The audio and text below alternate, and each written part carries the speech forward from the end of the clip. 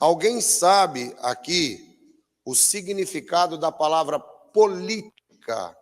Alguém sabe dizer com precisão?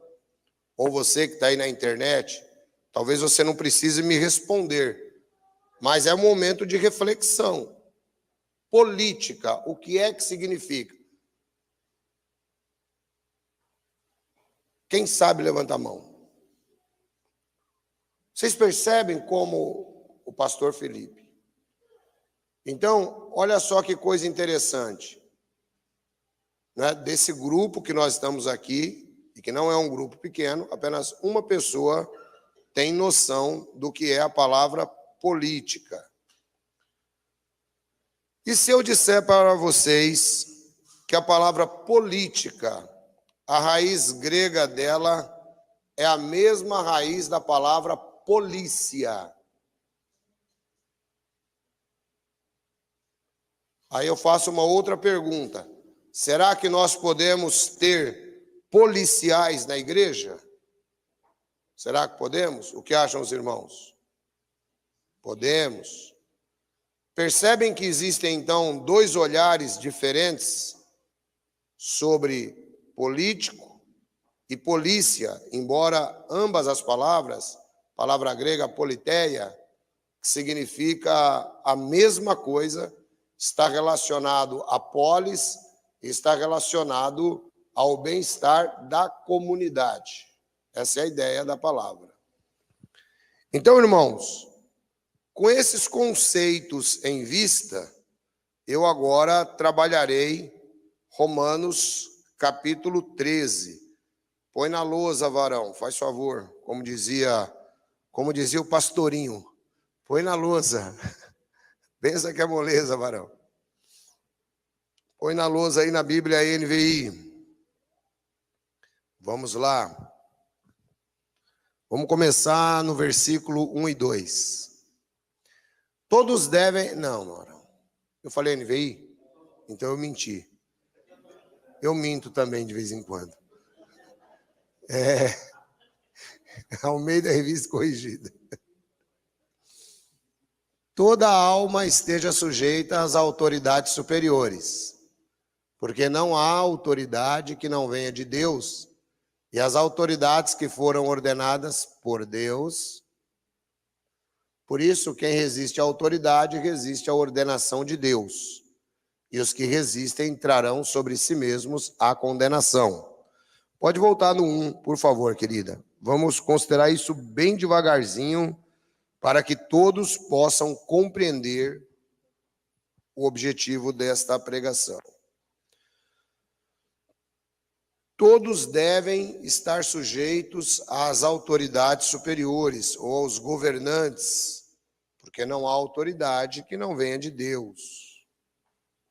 E o texto ainda diz que foi Deus quem as estabeleceu. A primeira pergunta que eu faço aqui: Paulo está ensinando fidelidade absoluta ao governo? Vejam que ele diz: toda alma esteja sujeita às autoridades, pois não há autoridade que não venha de Deus, e as autoridades que a foram ordenadas por Deus. Paulo está ensinando a autoridade absoluta. Em primeiro lugar, vamos a mais um conceito. O que é autoridade absoluta e o que é autoridade... Acorda, varão. Depois não vai saber votar. É você mesmo que está me olhando aí. Vamos ficar dormindo, irmão. Depois chega lá na hora. E agora? Como é que eu faço para votar? Eu lembro... Faz igual o Frederico. Eu lembro que você falou alguma coisa sobre isso, mas exatamente o que eu não sei. Então, vamos lá. Qual é a diferença entre autoridade relativa e autoridade absoluta? Alguém sabe me dizer?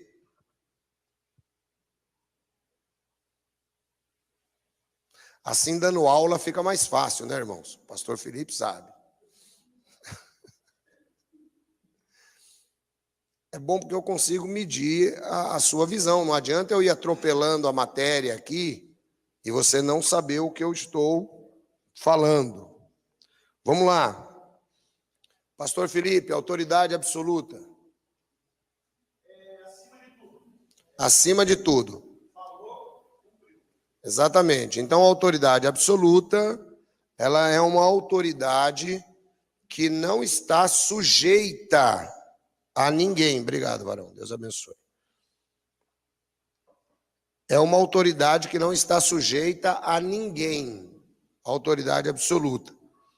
Temos um exemplo de autoridade absoluta? Alguém sabe me dar um exemplo de autoridade absoluta?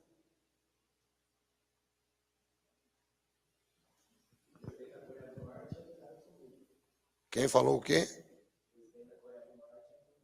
O presidente da Coreia do Norte é autoridade absoluta. Biblicamente falando, a autoridade absoluta é Deus. Então, todas as outras autoridades, elas estão relativamente sujeitas a Deus. Ok? Então, é isso que o primeiro texto aqui está nos mostrando. Embora toda alma esteja sujeita às autoridades, não há autoridade que não venha de Deus. Jesus, quando estava para morrer, ele disse a Pilatos.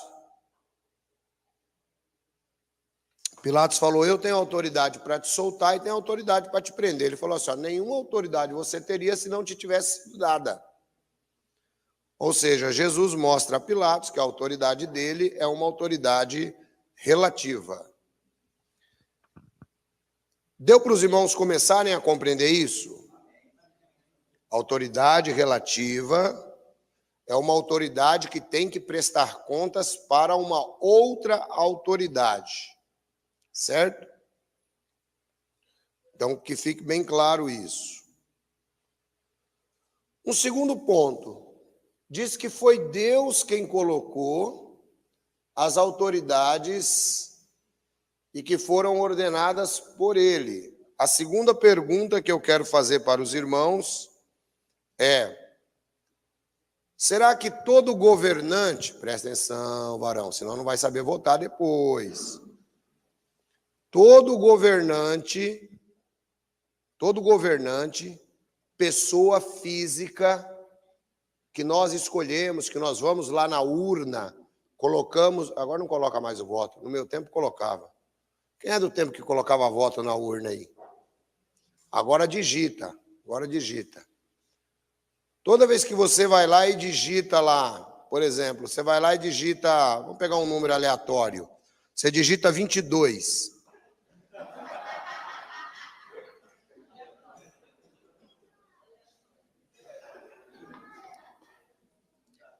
Significa isso que é Deus quem está colocando a pessoa física do número 22 lá?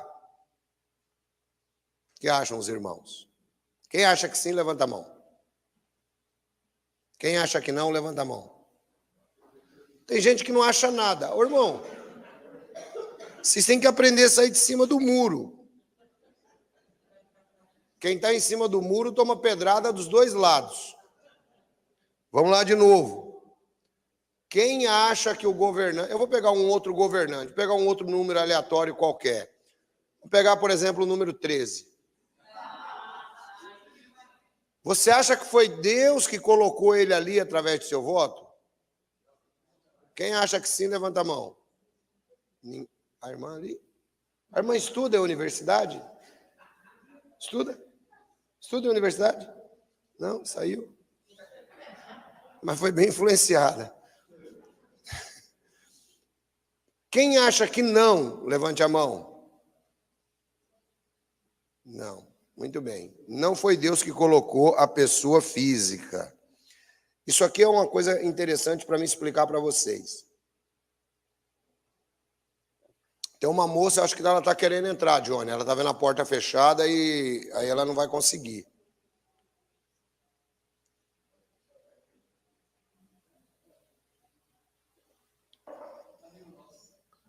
Agora pode abrir a porta. Deu para vocês entenderem, então, uma coisa aqui. Vamos lá, bem devagarzinho, para a gente poder compreender. Deus coloca o governo, mas Deus não coloca o governante. Quem entendeu essa diferença? Levante a mão, por favor. Levanta a mão aí quem entendeu. Deus coloca o governo, mas ele não coloca o governante. Quem está me acompanhando aí, dá um amém. Amém. Isso aqui é muito interessante para que a gente não pegue o texto bíblico e saia fazendo justificativa errada. Porque, independente de qualquer um que ganhar, haverá cristãos mal informados, e aqui vocês não são mal informados, que vão dizer, olha, fulano de tal entrou porque foi Deus quem colocou ele lá. É assim, gente? Quem entendeu que não, levanta a mão. Todo mundo entendeu que não. Então, Deus coloca o governo. Deus não coloca o governante. Tá? Deus ele não se responsabiliza pelas palavras do governante, né? Deus não tem um estado teocrático como tinha na nação de Israel no Antigo Testamento. Tá? Hoje o Estado é laico, embora tudo esteja debaixo do poder e da autoridade de Deus. Então, quando nós lemos esses dois versículos, vai para o próximo, querida. Quando nós lemos esses dois versículos, nós precisamos primeiro entender o fundo histórico do que está acontecendo.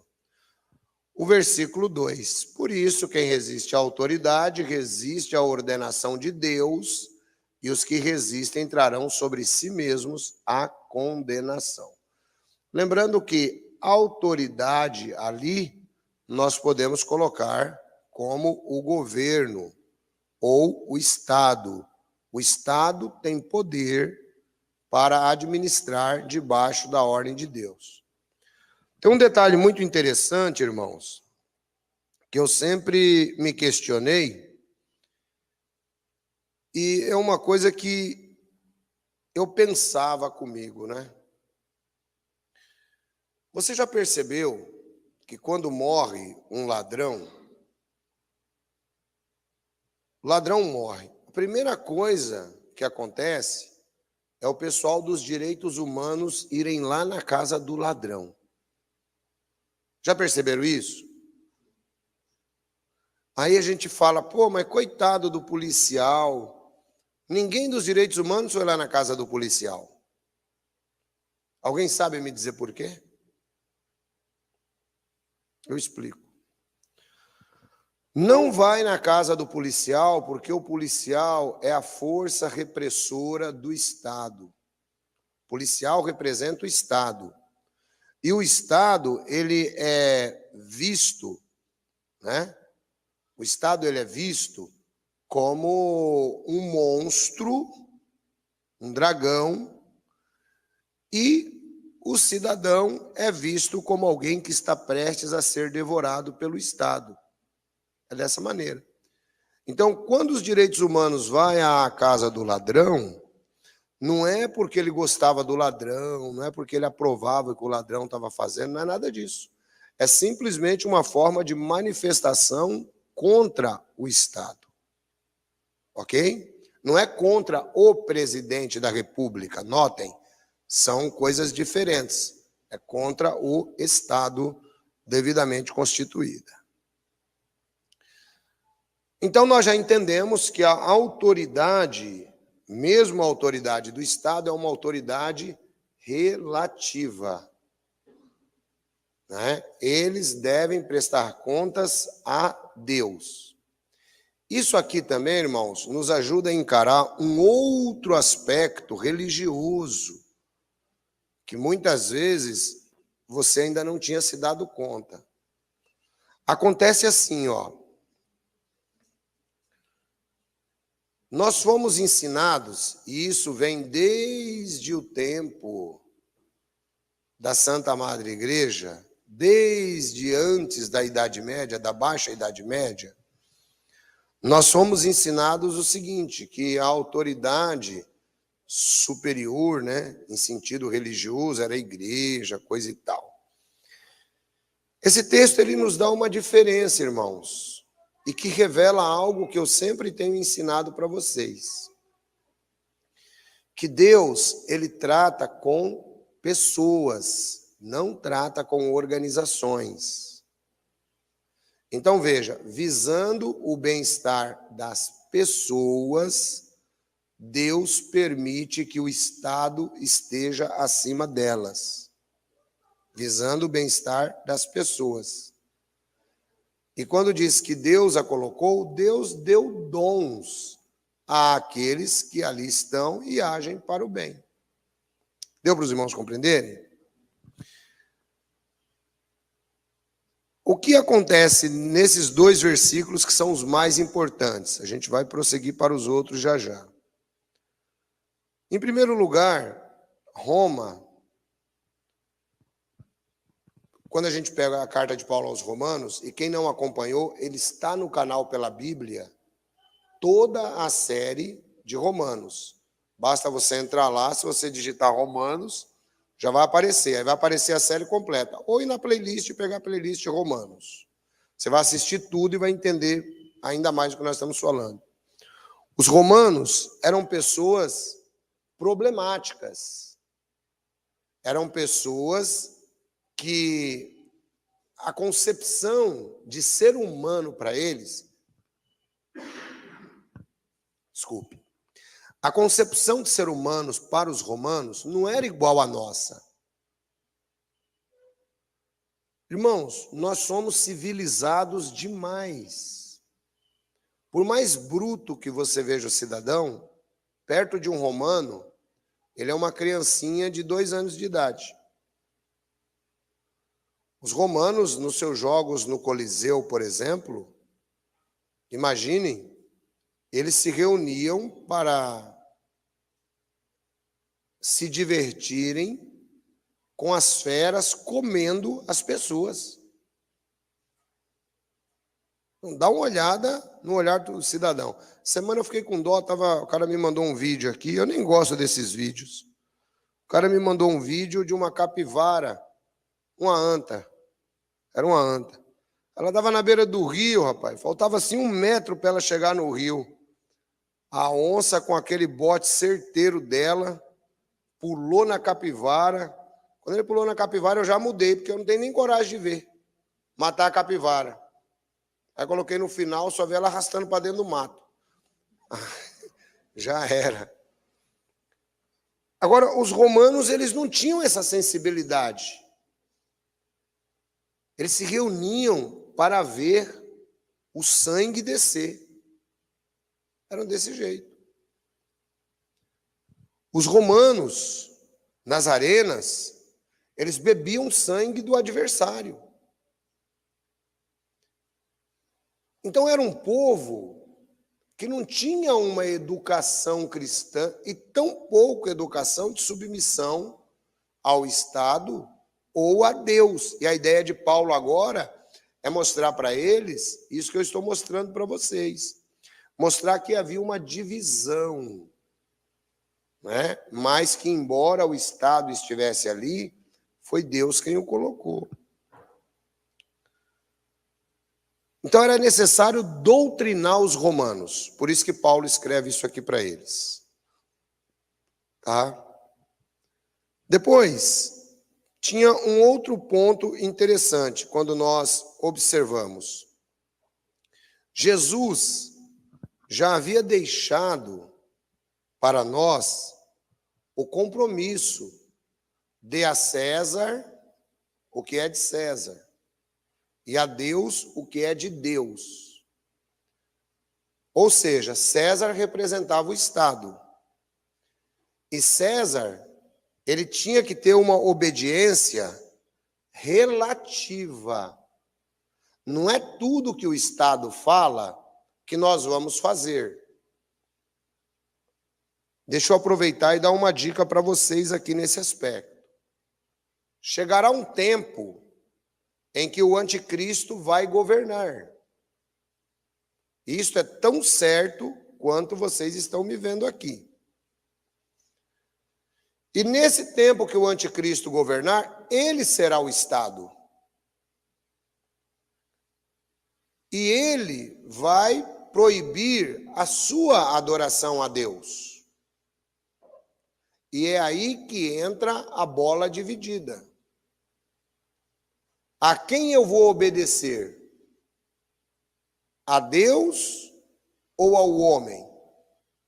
Qual é a autoridade absoluta? Exatamente. O apóstolo João e o apóstolo Pedro se depararam com essa questão lá no livro de Atos 4 e 5. Quando o Sinédrio mandou que eles parassem de pregar, eles falaram assim: temos que obedecer a Deus antes que aos homens. Nós precisamos, irmãos, compreender isso, e nós teremos muitos desafios como cristãos.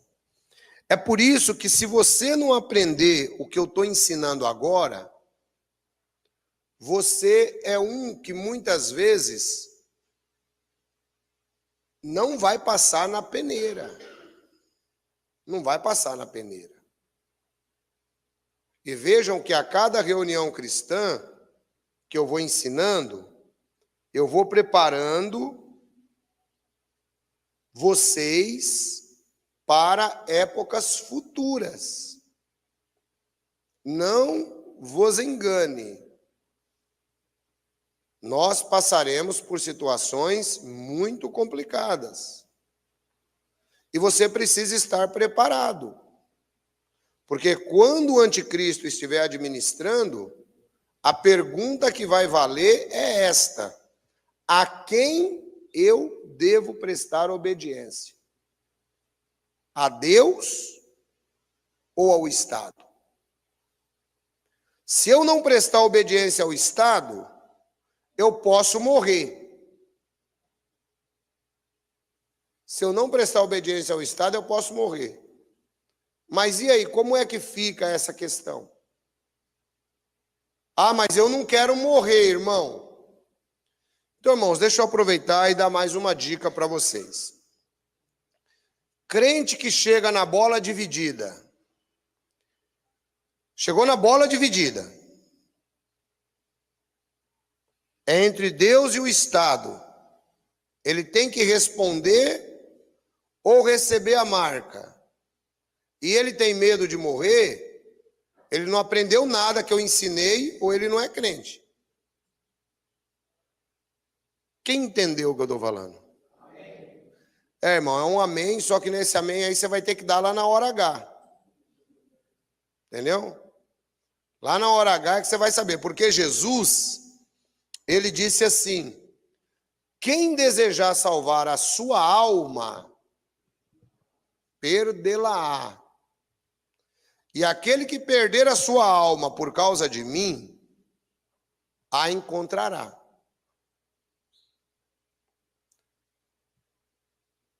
Quantos dos irmãos já entenderam que esta vida aqui não é tudo que há? Levante a mão. Mas vocês entenderam mesmo, irmãos? Porque vai chegar o momento de você mostrar se você entendeu ou não. Não adianta você... hoje está todo mundo bem, está todo mundo certinho. Eu peço para vocês levantar a mão, meia dúzia não levanta, né?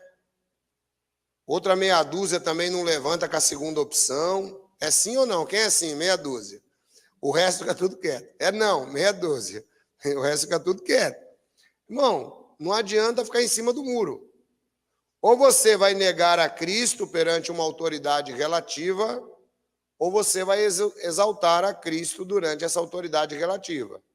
Mas se você souber que Deus é a autoridade superior e souber que a sua vida não está aqui, então aí vai ficar mais fácil de você enfrentar situações.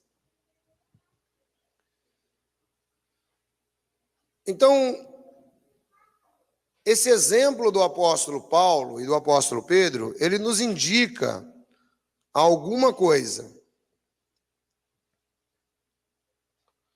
Primeiro, bem-estar humano e preservação da vida. Deus permitiu que as autoridades superiores estivessem sobre nós para isso. Bem-estar humano e preservação da vida. Para isso que nós temos o Estado. Você já imaginou, irmãos, se nós não tivéssemos um governo, se nós não tivéssemos o Estado, que bagunça que seria? Já imaginou se nós não tivéssemos uma Constituição, claro, cheia de brechas para os políticos, mas se não tivesse, como seria? Já imaginaram?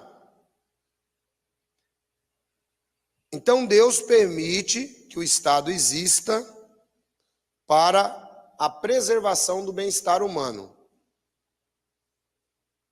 Você entrou em um conflito judicial. Para onde você vai? Você vai buscar um advogado para ele representar você na justiça. Agora, já pensou você entrar nesse conflito judicial e aí é você e o cara? Bom, ou um vai matar um, ou outro, não é? Porque já que a gente não resolve, a gente vai fazer a lei dos cartéis, né? Como dizia Pablo Escobar, né? O plato o plomo. Né? Então, o dinheiro morre. Então, isso seria a vida do ser humano. Então, a autoridade, ela é importante. O segundo ponto que nós temos que ter claro na nossa mente: a adoração única ao Criador e o cumprimento da missão da expansão da fé também estão debaixo das autoridades. As autoridades é que criam leis para que nós possamos divulgar a palavra de Deus. Imagine, por exemplo, irmãos, o que é que acontece lá na janela 1040. A janela 1040 é latitude e latitude no mapa, é um pequeno pedaço do mundo, tá? Lá no Oriente Médio, que vai dando a sua divisão ali próximo da China, tal, e que pega alguns países, todos aqueles que a gente conhece como Turquistão, Afeganistão, tudo que é tão, está dentro da janela 1040. Então, se você tiver dúvida, é só você achar um desses países lá e olhar. Lá, por exemplo, não é permitido pregar o evangelho. Na Coreia do Norte, não é permitido pregar o evangelho. A China aceita disfarçadamente o evangelho. O que nós estamos mostrando? Que, embora estes que foram lá permitidos por Deus para governar o povo, não cumprem com essa missão que Deus deu. Esses governantes irão responder perante Deus seriamente pela vida de pessoas que não ouviram o evangelho. E um terceiro ponto aqui que nós podemos destacar. Existem momentos em que o cristão terá que desobedecer, sim. Ele vai incorrer em crime de desobediência civil. Quais são esses momentos? Eu acabei de citar a janela 1040. Tem cristão lá que prega escondido. Ele desobedece à lei do Estado. Na China, tem cristãos que se reúnem no subsolo. Eles desobedecem à ordem do Estado. O mesmo acontece na Coreia do Norte e em outros países. Então, isso evidencia o quê? Que a autoridade superior, quem é a autoridade superior? Deus, está sendo obedecida. Então, essas questões justificam a desobediência. Agora, se você der uma olhadinha, vamos para o versículo 3. Porque os magistrados são terror, não são terror para as boas obras, mas para as más. Queres tu, pois, não temer a autoridade? Faze o bem e terás louvor dela. Porque ela é ministro de Deus para o teu bem. Se fizeres o mal, teme, pois não traz debalde a espada, porque é ministro de Deus e vingador para castigar o que faz o mal. Portanto, é necessário que lhe estejais sujeitos, não somente pelo castigo, mas também pela consciência. Por esta razão, também pagais os tributos, porque são ministros de Deus, atendendo sempre a isto mesmo. Vamos dar uma paradinha aí. Olhem só que interessante, irmãos. O apóstolo Paulo diz que nós devemos, então, obedecer relativamente às autoridades, devemos pagar os impostos, devemos ser cidadãos exemplares, porque foi Deus quem constituiu o Estado. Dá uma olhada nisso. Você já imaginou? Não dá para usar como exemplo o Brasil, porque o Brasil é complicado. Talvez melhore um dia, né, se Jesus não voltar antes. Mas você já parou para pensar, se você for analisar o estilo de vida na Suíça, eu tenho inclusive uma amiga que mora lá. Se você for analisar o estilo de vida na Suíça, na Noruega, ali, irmãos, os impostos são bem utilizados. Lá as pessoas, elas têm uma qualidade de vida, e conforme chama-se aí tecnicamente, um IDH muito superior ao nosso. Não precisa pegar só a Suíça. Se você pegar, na verdade, o coração da Europa, não é? França, Alemanha, Inglaterra, você vai perceber que a qualidade de vida das pessoas é muito melhor. Agora, vamos imaginar que esse pessoal lá decidisse não pagar os impostos. O que virava lá? Um Brasil. Acertou. Lá virava um Brasil. Ficava a mesma coisa daqui. Porque aqui, irmão, brasileiro, tudo que o brasileiro sabe fazer é dar um jeitinho. Tudo que o brasileiro sabe fazer é dar um jeitinho. Né? Tem um candidato a presidente da República agora, que eu não sei em que mundo que ele vive. Porque creiam vocês ou não, eu assisto propaganda política. Quem assiste aí? Todos deviam assistir. Todos deviam assistir. Pegar um horáriozinho e assistir uma propaganda política. Tem um candidato agora que ele está dizendo que ele vai taxar os salários para quem ganha acima de 300 mil. Eu pensei, esse cara deve morar na Suíça, nos Estados Unidos, porque ele vai taxar salário para quem ganha acima de 300. Ele começou com 500 mil, acho que falaram para ele, ou eu, 500 é muito, agora ele baixou para 300. Sabe, pessoal? Então eu pergunto para você, quem é que tem salário de 300 mil num país como esse? O cara que tem salário de 300 mil nem declara, porque não é salário. é prolabore de empresa e coisa parecida. Então, agora você imagine, esse pessoal paga imposto? Não paga, tem que tentar gerar uma política de pagamento de impostos. Mas o Paulo diz, é por isso que vocês pagam o tributo, porque eles são ministros de Deus. Ou seja, se você não pagar o seu imposto corretamente, você está prejudicando. Você está prejudicando a obra de Deus. Quem entendeu isso aí? Irmão, isso é com imposto. Imagine com as nossas contribuições diretas para a obra. Quando você deixa isso de lado, Deus encara da mesma maneira.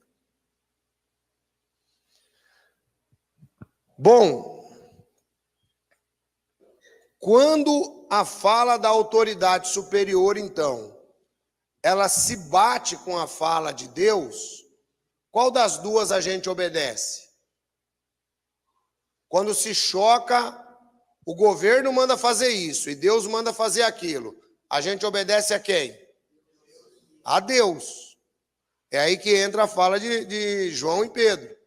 Temos que obedecer a Deus como governante antes que aos homens. Notem então, irmãos, isso aqui precisa ficar muitíssimo claro na sua cabeça. Ficar muito claro. Governante eleito. Foi Deus quem colocou? Não. Permissão para administrar, permissão para o governo. Foi Deus quem colocou? Sim. Está claro isso para vocês? Ótimo, muito bem. Então nós não podemos pegar esse texto bíblico e tentar justificar aquele candidato que nós temos uma preferência. Tá bom? Nós não podemos tentar justificar. Ah, não, eu vou votar no fulano porque Deus está falando ao meu coração que é esse candidato. Irmão, Deus não fala nada. Quem vai falar é a sua informação, é assistir o partido político. Você quer ver como a coisa é complicada se você for pensar que Deus coloca o governante lá? Você quer ver como é complicado? Presta atenção nisso aqui para você entender, pessoal. E todos vocês que estão aí na internet. Se você for pegar essa linha de raciocínio que Deus que colocou o governante, você vai ter um sério problema. Porque na nossa cabeça, quem é o governante do Brasil? Não precisa falar nome, mas tem uma figura central. O presidente. Concorda? Ah, então foi Deus que colocou o presidente lá. Então, se Deus colocou o presidente, vocês hão de convir comigo que Deus vai ter que colocar a grande maioria de deputados federais que pertencem ao partido do presidente. E Deus também vai ter que colocar os deputados estaduais que também pertencem ao partido do presidente. Vocês entenderam por que não é Deus que coloca o governante? E o brasileiro, por sua vez, não sabe votar. A gente fala de vida ideal na Noruega, a gente fala de vida ideal na Suíça, na Dinamarca, mas pega o nível cultural desse pessoal e vê se eles não sabem o que estão fazendo na hora do voto. Claro que sabem. Porque o brasileiro, ele é tão desinformado que ele fala assim, vou escolher um candidato qualquer. Ele fala, eu vou votar no 22. Aí ele vai lá votar no 22. Aí para deputado federal. Aí ele vota no 13, no 15, no 10. Ou seja, o que ele fez? Ele está pegando gente da oposição do governo e colocando para administrar no legislativo. Então o brasileiro não sabe votar, então ele tem por obrigação. Se ele votou no 22, ele vai pegar uma sequência de todo mundo que é 22. Senador, deputado federal e deputado estadual. É assim que se vota. Quando o brasileiro tem consciência disso, mas o brasileiro nosso aqui não tem. E sem contar que eu não sei Mas aqui no Brasil, corre a boca miúda que cada voto custa R$50. É por isso que campanha eleitoral é tão cara aqui no Brasil, né? Cada voto custa R$50. E observem, agora foi liberado aquele fundo partidário para esse pessoal, que se você pegar o valor do fundo partidário, ele é muito maior do que certos programas sociais que o governo precisa fazer. Então, o brasileiro, ele não sabe. Então, não adianta vir com essa justificativa furada de que foi Deus quem colocou o presidente lá. Deus não coloca presidente. Deus coloca o Estado para cuidar das nossas necessidades, independentemente de quem é o presidente. Já pensou se fosse Deus que colocasse o presidente, por exemplo, lá na Nicarágua, o Noriega? Já pensou? Já pensou se fosse Deus que colocasse o presidente lá na Coreia do Norte, na China, na Rússia? Já pensou se fosse Deus que colocasse? Então, irmãos, não caiam nessa falácia, está errado. Deus coloca o Estado.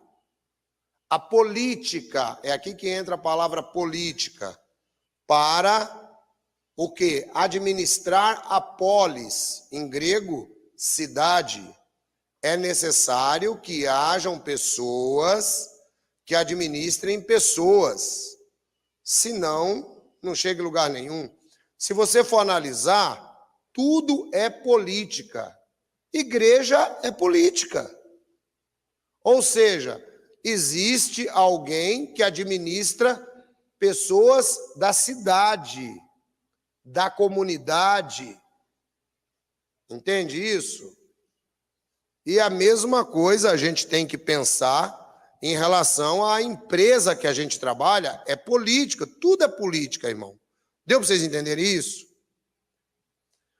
O que nós não fazemos, se depender de mim, eu tenho uma amiga, inclusive, ela falou que vai vir aqui qualquer dia. Ela falou que vai vir aqui qualquer dia, porque quando precisa ganhar voto, eles aparecem. Depois de 5 anos sumida, ela apareceu. Ô, ancião, vou aí qualquer dia na sua igreja. Bem-vinda. Vai sentar aí como um cidadão qualquer, claro, né? Não deixa de ser uma autoridade. Vai ser honrada, vai ser apresentada, mas aqui no púlpito não vai vir dar discurso.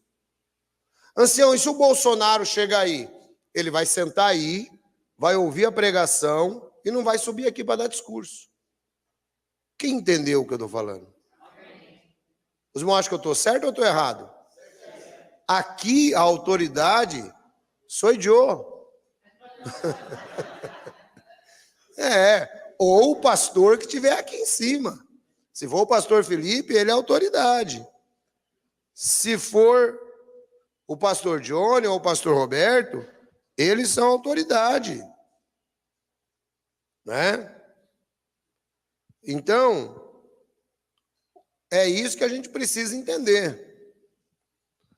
Tem uma pessoa aqui que eu acho que talvez ela entrou agora e ela está dizendo assim: Deus permite terem governantes, mas agora Deus colocar pessoas específicas na presidência? Como fica escrito de Daniel, que diz que existia anjos e demônios, que era o príncipe da Pérsia e o príncipe da Grécia? Bom, ou ele não tá acompanhando a pregação, ou ele não sabe o que ele está falando. Mas eu vou continuar. Então, o que acontece? Paulo diz, nós temos que pagar os tributos para colaborar com o Estado. Então, irmão, quando você for fazer a sua declaração de imposto de renda, não roube o Estado. Tá? Ah, ancião, mas eu vou ter que pagar mais. Vai ter que pagar mais, ué. A alíquota é assim. É desse jeito. O homem não falou que vai tributar o pessoal acima de 300 mil reais? Você não está nem ganhando 300 mil ainda. Na hora que você ganhar 300 mil, fica mais fácil. Vamos lá. Pagai a todos o que lhe é devido. A quem tributo, o tributo. A quem imposto, o imposto. A quem respeito, o respeito. A quem honra, tal honra. Aqui tem um ponto interessante, irmãos. Deixa eu explicar para você. Pagai a todos o que lhe é devido. A relação é intrínseca ao contexto do texto. Pagai a quem? Às autoridades. Pagai às autoridades. Se a autoridade exige o imposto, você paga imposto. Se ela exige tributo, você paga tributo. Jesus um dia chegou lá, estava junto com Pedro e tal, e o pessoal queria um tributo. Jesus falou, Pedro, vai ali, pega ali na beira do mar ali um peixe, lá vai ter um tributo que vai pagar para mim e por você. Pedro vai lá, pega, e tinha lá uma moeda, pagou por ele e por Jesus. Então, eles exigiram, Jesus pagou. Eles exigem de nós, a gente paga. E aqui, irmãos, nós vamos para mais um ponto interessante.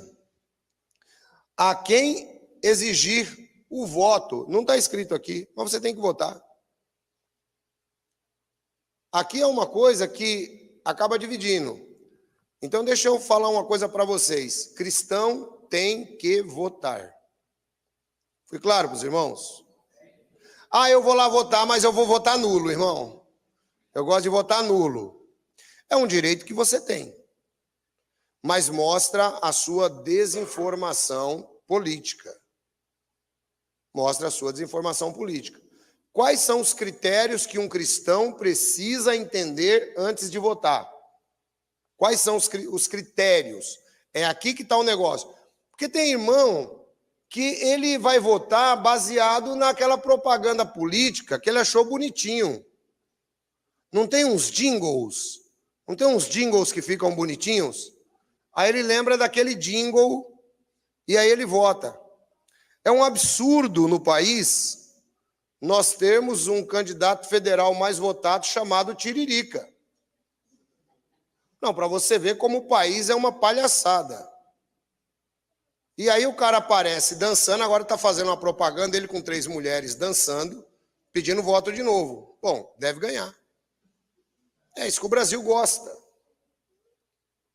E aí o cara diz, vota no Tiririca porque pior do que está não fica. Né? E o brasileiro vai lá e vota.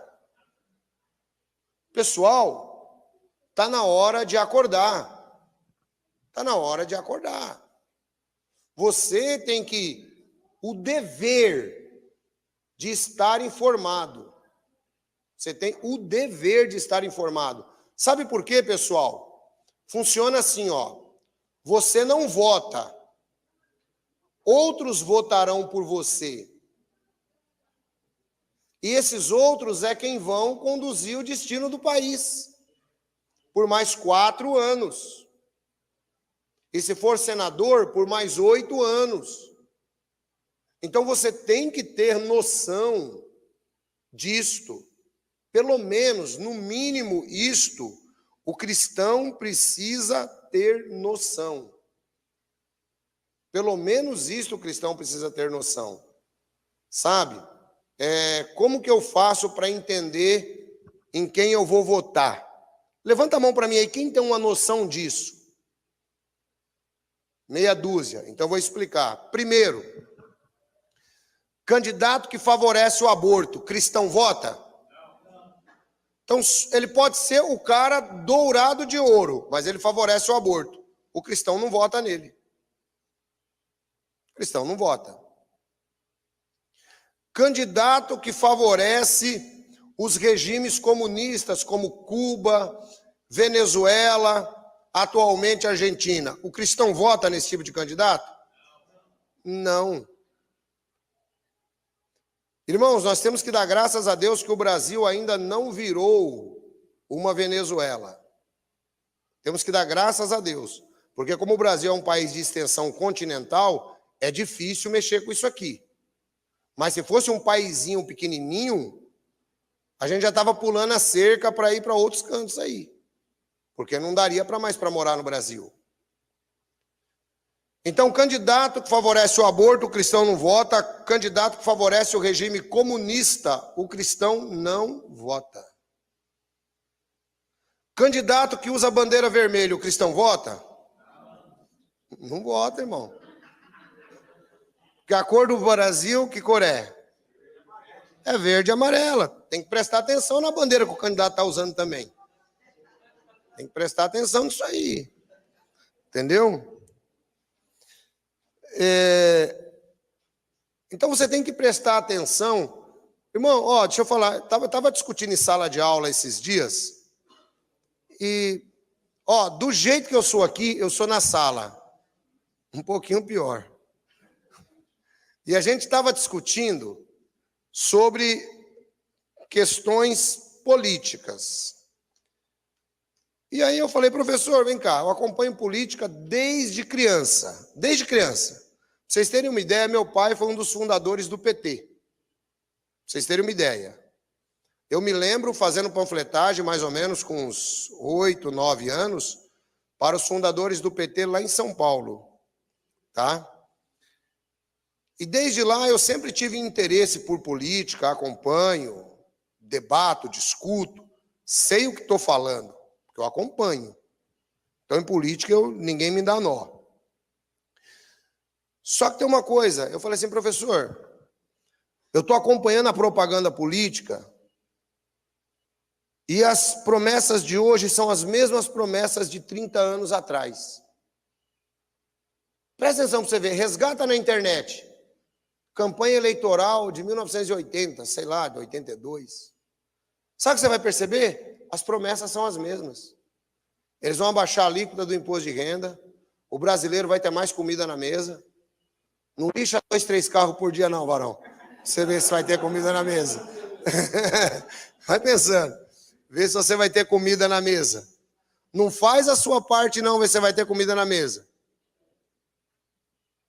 Tem uma deputada aí agora, uma candidata aí agora que está viajando. Ela falou que vai dar R$5.000 para cada pessoa que acabar o ensino médio.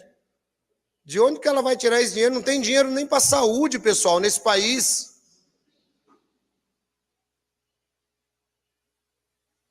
Pessoal, o negócio é sério. A cada R$100 arrecadado pelo Brasil, você sabe quanto o governo federal tem para utilizar? Você sabe quanto o governo federal tem para utilizar? A cada 100, que você fala assim, puxa, a gente paga imposto demais. Se você for ao impostômetro em São Paulo, não sei se alguém já foi, é lá em frente ao Colégio José de Anchieta, próximo à Praça da Sé. Irmão, se você for ao impostômetro, chega lá a qualquer horário e marcar o número que está, e comparar depois o que foi arrecadado de imposto, a maquininha até quebra, eu não sei como é que não dá defeito naquele negócio lá, tanto número que ele troca, assim, em frações de segundo. Aí eu pergunto para você, o que vai para o governo federal, você sabe quanto que vai de cada R$100 arrecadado no Brasil? R$1,70. Porque o resto é pagamento de dívida. Então o presidente não consegue fazer nada. Então, é tudo papo furado. A gente tem que tentar trabalhar, quando vai votar, em cima de ideologia. A ideologia abortista eu não voto, a ideologia vermelha eu não voto, a ideologia é uma ideologia que me conduz a próximo de Cuba, Venezuela e assim por diante. Eu não voto, acabou. Fui claro para os irmãos nesse aspecto? Quem entendeu, levanta a mão. Vamos continuar o texto. Próximo.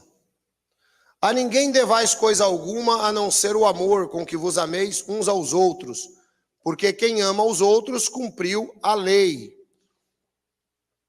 Com efeito, não adulterarás, não matarás, não furtarás, não darás falso testemunho, não cobiçarás, e se algum outro mandamento, tudo nesta palavra se resume.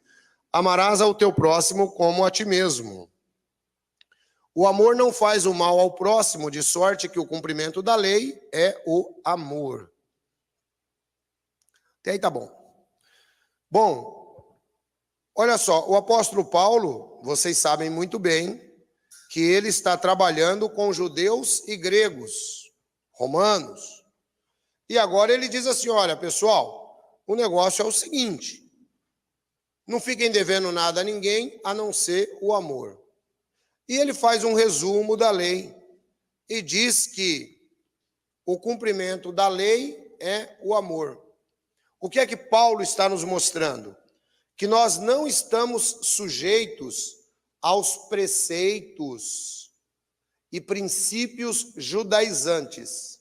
O que Paulo está nos mostrando aqui é que nós devemos demonstrar o amor, porque no amor você acaba cumprindo toda a lei. Essa é a ideia. Quando você demonstra amor, você cumpre 4.000 anos de história. Não precisa você ter um código escrito falando não farás, farás, deixe de fazer. Você entendeu? Você automaticamente começa a cumprir a lei dessa maneira. E isto digo conhecendo o tempo, que é já hora de despertarmos do sono, porque a nossa salvação está agora mais perto de nós do que quando aceitamos a fé. Presta atenção, irmão. Tem cristão que com o tempo ele começa a cochilar. Até na igreja. Ele começa a dar uma dormidinha. E na vida não é diferente. Porque, irmãos, é assim, ó. Eu já acompanho esse negócio de igreja já faz muito tempo. A pessoa cansa. A pessoa cansa. E aí, ela simplesmente começa a dar vazão para o cansaço. As coisas de Deus já não são mais tão interessantes para ela quanto eram antes. Porque antes ela tinha uma esperança. Ela tinha uma esperança de salvação. Então você tem que tomar cuidado quando você começa a cansar. Isso significa que a sua salvação já não é mais uma realidade para você. E como é que nós garantimos o capacete da salvação, irmãos? É ouvindo a palavra de Deus. Quando nós deixamos de ouvir a palavra de Deus, a gente também vai esquecendo as promessas de Deus. Assim o foi com os israelitas. E nós não podemos deixar que seja assim conosco. Ok? Nossa salvação está mais próxima. Então acorda, irmão. Acorda. Se você está vacilando, acorda. A noite é passada e o dia é chegado. Rejeitemos, pois, as obras das trevas e vistamo-nos das obras da luz. Aqui tem um detalhe interessante, irmãos. A vida do cristão é uma verdadeira luta. Coloque isso aqui na sua cabeça. Quem já entrou em site, que aparece lá no site um homenzinho martelando, tal, escrito site em construção. Quem já entrou nesse tipo de site aí? Alguns irmãos. O cristão é isso aí, irmão. O cristão está constantemente em construção. Se você cair na ilusão que você já é um cristão pronto, você vai cansar. Porque se você já é pronto, você não precisa mais de nada. Você não precisa nem mais de Deus, porque você já é um cristão pronto. Então, o verdadeiro cristão, ele está constantemente em construção. Ele vai vivendo a cada dia, rejeitando as obras das trevas e se vestindo das armas. Veja que coisa interessante. Das armas da luz. Vou dar um exemplo.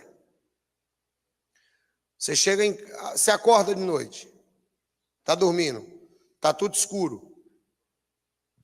Você sai andando que nem louco no meio da casa.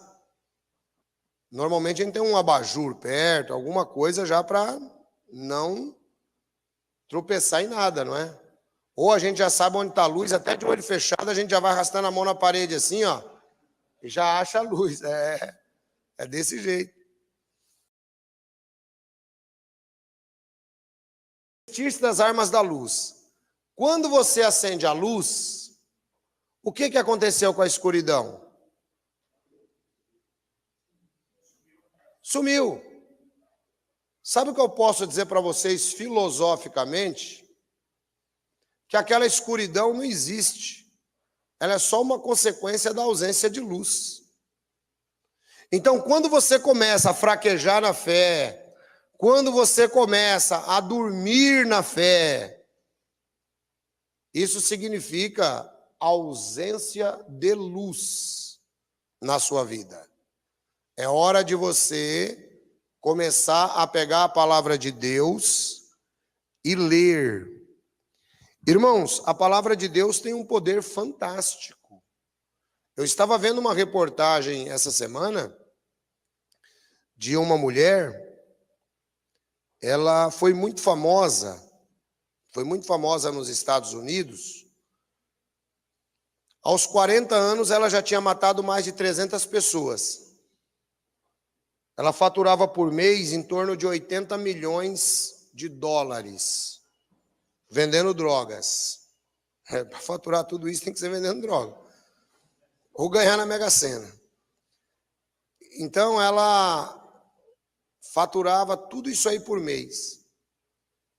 Ela era riquíssima. Chegou um momento na vida dela que a consciência dela começou a atormentar ela de uma determinada maneira,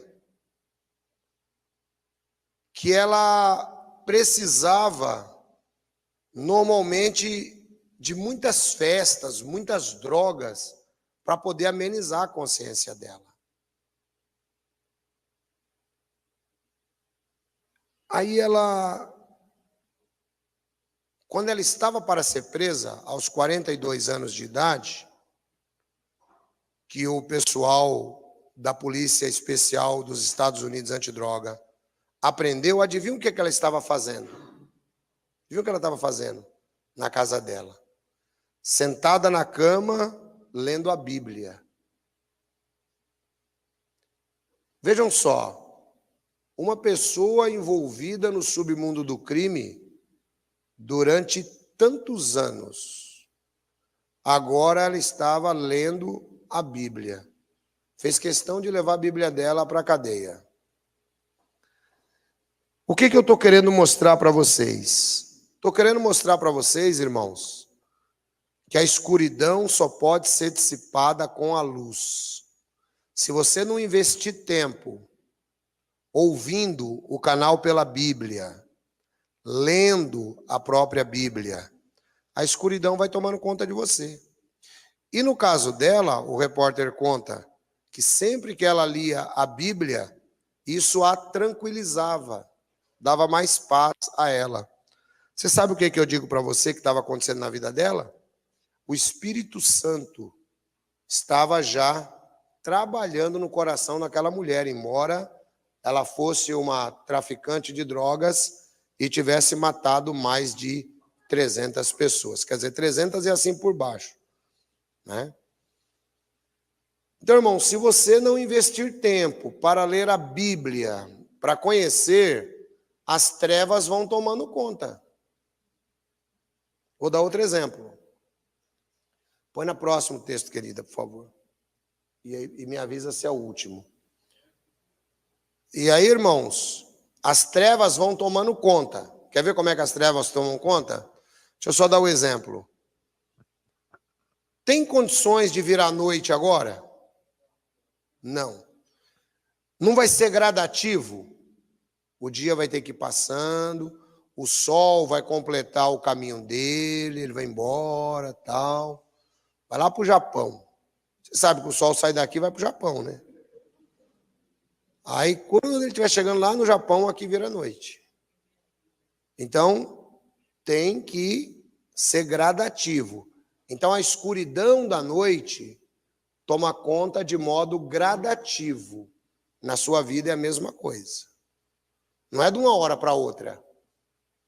É devagarzinho. Até quando você pensar que não, sua vida já virou uma noite só. Andemos honestamente como de dia. Não em glutonarias, nem em bebedeiras, nem em desonestidades, nem em dissoluções, nem em contendas e inveja. Irmãos, dá uma olhada aqui com o apóstolo Paulo. Bom, lembrem-se, ele está falando isso para a igreja de Roma. Inicialmente, a igreja de Roma tem uma série de problemas. Todos esses daqui são problemas da igreja de Roma. Então ele diz que nós temos que andar como em pleno dia. Como é que você anda de dia? De dia você tem mais medo de ser assaltado ou menos medo? Menos. Se você vai andando de noite, você fica com muito mais medo de ser assaltado. Então ele diz aqui a mesma coisa, olha. Andemos como que em pleno dia, cabeça erguida, sem medo. Não em glutonarias, nem em bebedeiras, nem em desonestidade, nem em dissoluções, nem em inveja, nem em contenda. Isso tudo aí são obras da noite, irmão. E se você não vigiar, as obras da noite começam aí tomando conta de você gradativamente.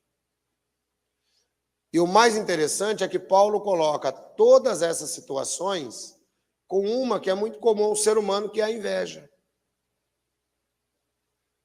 Então, como entender e combater tudo isto? A única forma é através da luz. E qual é a luz? Põe aí em Salmo 119, Mentira, não põe não. Que eu minto de vez em quando, irmão. Eu vou ler o último, depois você põe Salmo 119, 105. Mas revestivos do Senhor Jesus Cristo, e não tenhais em cuidado da carne em suas concupiscências. Então, irmãos, vejam, ele diz para a gente não andar nas obras das trevas, ele diz para a gente andar nas obras da luz, e ele diz para nos revestirmos de Cristo. Irmão, como que você consegue se revestir de Cristo se você não lê os evangelhos? Salmo 119, 105. Como que você consegue se revestir de Cristo se você não lê os evangelhos? Lâmpada para os meus pés é a tua. Então, irmão, como que você vai andar nesse mundo em trevas se você não lê a palavra? E luz para o meu caminho. Essa ilustração do salmista, ela é muito apropriada. Porque naquele tempo, nós não tínhamos a iluminação pública como temos hoje, que o Estado fornece para nós. Nós não tínhamos a iluminação pública. Uma vez não havendo a iluminação pública, normalmente os viajantes da noite, eles usavam uma lamparina queimada a óleo ou azeite para clarear o seu caminho. Consegue fazer esse quadro mental na sua cabeça? Você bem no escuro, e aí você tem uma lâmpada clareando. Isso é a Bíblia na sua vida. Você lê. Ancião, de vez em quando, às vezes eu vou ler, eu durmo, estou cansado. Cuidado, irmão. Um dia, a irmã cantava com playback no fone de ouvido. Ela falou para mim que ela ia ler a Bíblia, não estava conseguindo ler a Bíblia. Porque ela ia ler de pé, dava sono, ela caía por cima da Bíblia. Aí ela falou, experimentei, ele é deitado. Ela pôs a Bíblia para cima, aí ela disse que a Bíblia caía na cabeça dela. Dava sono. Irmão, ler a Bíblia dá sono. Então, tem que ter um esforço também, né, irmão? Você quer uma sugestão? Ancião, quero uma sugestão para ler a Bíblia. A sugestão é a seguinte, começa a ler pelo que você gosta da Bíblia. Eu gosto dos evangelhos. Começa a ler os evangelhos. Mas eu não entendo nada do que você lê. Não precisa, irmão. Para entender é aqui assistindo a reunião cristã. Fique em paz. O professor lá na faculdade, ele manda ler a Constituição. Eu leio, eu não entendo nada. Se eu não for na aula, eu vou continuar sem entender. Então eu tenho que ir lá na aula para entender. Não tem jeito.